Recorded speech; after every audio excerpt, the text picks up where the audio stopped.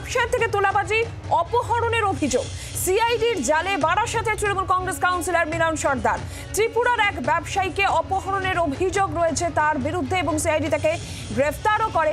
বৃহস্পতিবার রাতেই তাকে গ্রেফতার করে সিআইডি। ব্যবসায়ী দেবব্রত দেকে অপহরণের অভিযোগ তার বিরুদ্ধে রয়েছে। আর এই ঘটনার পরই কাউন্সিলরকে বহিষ্কারের কথা জানিয়েছেন কাকলি ঘোষ দস্তিদার এবং তাকে দল থেকে ছেঁটে ফেলা হয়েছে।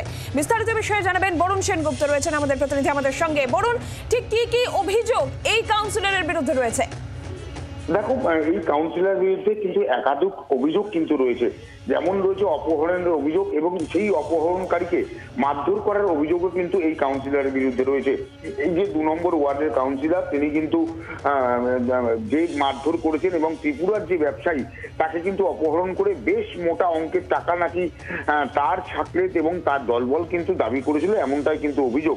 আজকে তাকে ব্যারাকপুর আদালতে তোলা হয় 14 দিনের সিআইডি হেফাজতে নেওয়ার জন্য, এবং সেই সিআইডি হেফাজতে নেওয়ার জন্য তাকে যখন 14 দিনের জন্য তোলা হয়, ব্যারাকপুর আদালত তাকে 9 দিনের সিআইডি হেফাজত দেয়। এবং সিআইডি হেফাজত এখন পর্যন্ত বলে রাখি, মোট এই মিলন সরকার নিয়ে এখন পর্যন্ত কিন্তু 7 জন গ্রেপ্তার হয়েছে। যদিও আমরা সেই সময় তার বাড়িতে গিয়েছিলাম, অর্থাৎ খর্দার যে বাড়িতে যে আবাসনে তিনি থাকেন সেই আবাসনে আমরা গিয়েছিলাম। সেখানে কিন্তু তাকে বলা হয়েছিল যে তাদের যে পরিবারের লোকজন তারা কিন্তু একেবারে স্বীকারও করেছিলেন যে শুধু তারা নয়, আরো কিন্তু বেশ কয়েকজন লোক সেখানে রয়েছে, তার জন্যই তার পরিবারের লোক কোনো কিছু বলবে না, এমনটাই কিন্তু তার পরিবারের তরফ থেকে বা তার যে আত্মীয় স্বজন রয়েছে তাদের তরফ থেকে বলা হয়। কিন্তু এই যে কি কারণ, তাকে যে এই যে কেন অপহরণ করলো বা কি জন্য অপহরণ করলো, এটা কিন্তু সমস্তটাই এখনো পর্যন্ত ধোঁয়াশার কাছে রয়েছে সিআইডির কাছে। সিআইডি কিন্তু তদন্ত ইতিমধ্যেই শুরু করে দিয়েছে। বরং ত্রিপুরার ব্যবসায়ী তার থেকে তোলাবাজি নেওয়া এবং অপহরণের অভিযোগ উঠছে, গোটা বিষয়টা সামনে আসলো কি করে, কি জানা যাচ্ছে? একেবারে গোটা বিষয়টা যেটা সামনে এসছে সেটা কিন্তু একেবারেই আজ থেকে প্রায় 16 থেকে 17 দিন আগের যে ঘটনা, সেই ঘটনার থেকেই কিন্তু সামনে এসছে।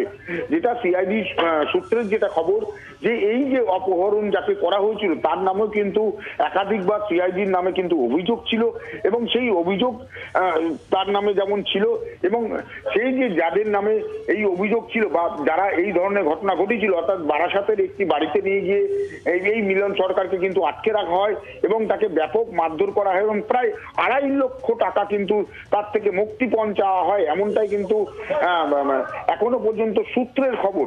কিন্তু এই যে তাকে কেন আটকে রাখা হলো বা ত্রিপুরার এই ব্যবসায়ীকে কেন এই ধরনের তার সঙ্গে ঘটনা ঘটলো, এটা নিয়েই কিন্তু সিআইডি তদন্ত শুরু করেছে। ইতিমধ্যেই আগে 6 জনকে গ্রেপ্তার করেছিল, নতুন করে আবার কিন্তু এই যে যাকে গ্রেপ্তার করা হলো, অর্থাৎ কাউন্সিলরকে গ্রেপ্তার করা হলো, সেটা কিন্তু নতুন তথ্য যোগাচ্ছে।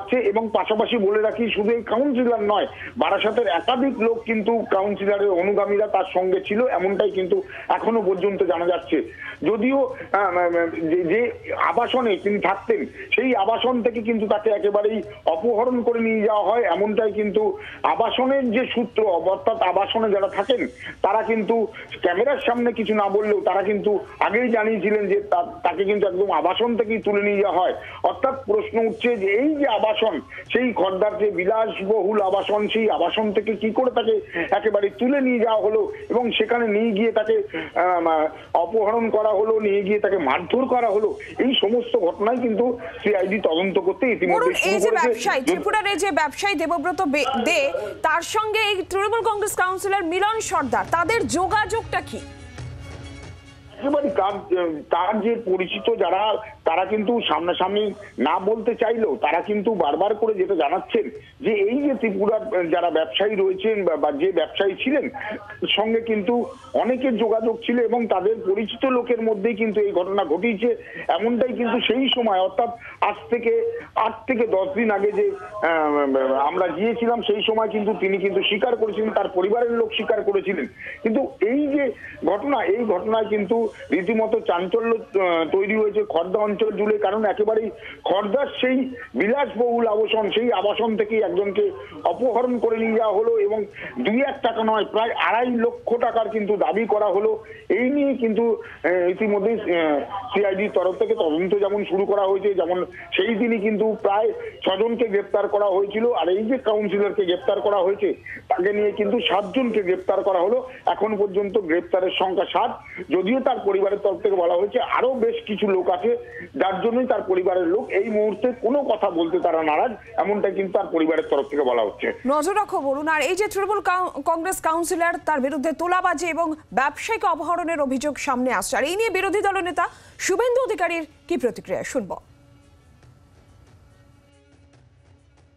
কাকলি ঘোষ দস্তিদারের সঙ্গে ওনার 25টা ছবি আর ভিডিও রয়েছে। ওনার কাজ ছিল প্রতিদিন শুভেন্দু অধিকারীকে ব্যঙ্গ ছবি পোস্ট করা। ওর ফেসবুকটা ফলো করবেন। এইরকম গুন্ডা বদমাইশ ভর্তি এ আরেকটা শাহজাহান, এবং কাকলি ঘোষ দস্তিদারের আশীর্বাদ ছিল বলে এতদিন ধরে এই নোংরা কাজগুলো করে গেছে। ইতিমধ্যে মিলন সর্দারকে বহিষ্কার করেছে তৃণমূল কংগ্রেস নেতা কুণাল ঘোষের কি প্রতিক্রিয়া শুনুন।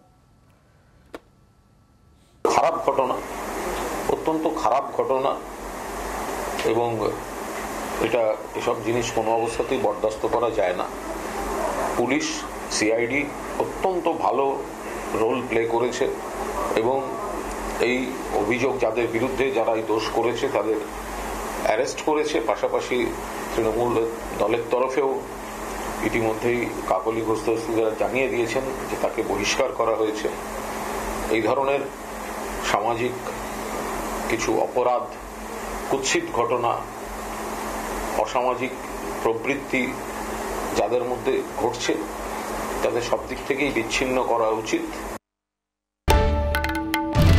বাংলার আওয়াজ, বাঙালির আবেগ, জি 24 ঘন্টা।